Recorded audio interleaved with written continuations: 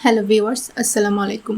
আজকে আমি আপনাদের তৈরি করে দেখাবো একদম ঠান্ডা ঠান্ডা রিফ্রেশিং সাবুদানা আর আমের ডেজার্ট। বিশ্বাস করুন, এই ডেজার্টটা খেতে এত মজাদার হয়, একবার বানিয়ে খেলেই বুঝতে পারবেন। ঘরে থাকা কয়েকটি উপকরণ দিয়ে খুব সহজেই এই ডেজার্টটা বাসায় বানিয়ে ফেলতে পারবেন।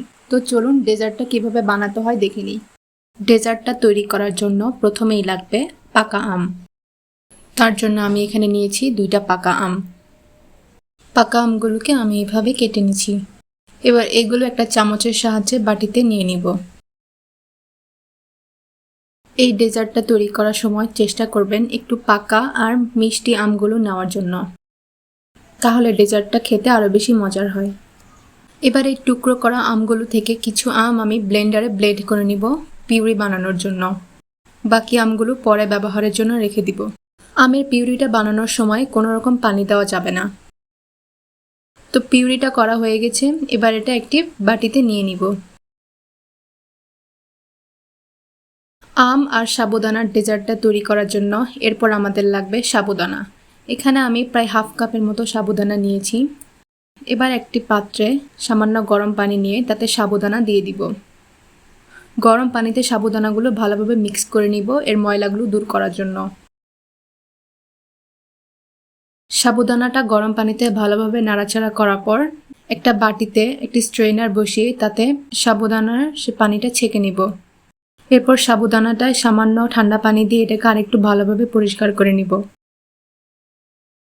ব্যাস, সাবুদানাটা পরিষ্কার হয়ে গেছে।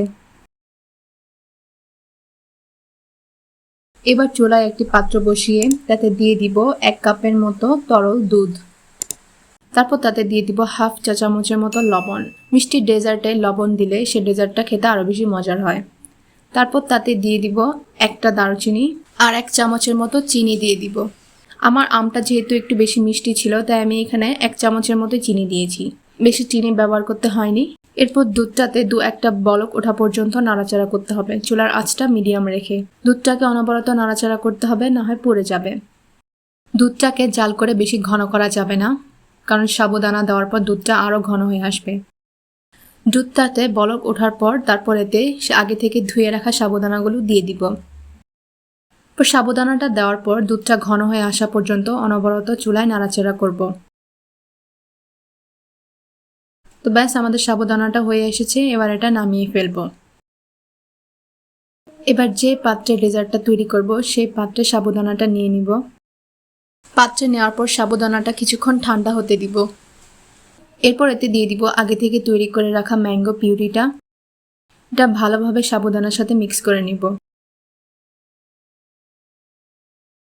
এরপর দিয়ে দিব স্লাইস করে রাখা আমের টুকরোগুলো।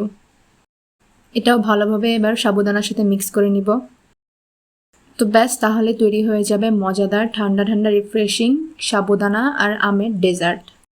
আমি কিন্তু এখানে কোনো ফুড কালার ব্যবহার করিনি। আমার আমটা একটু পাকা হওয়ায় এই ডেজার্টটার কালারটা এত সুন্দর হয়েছে।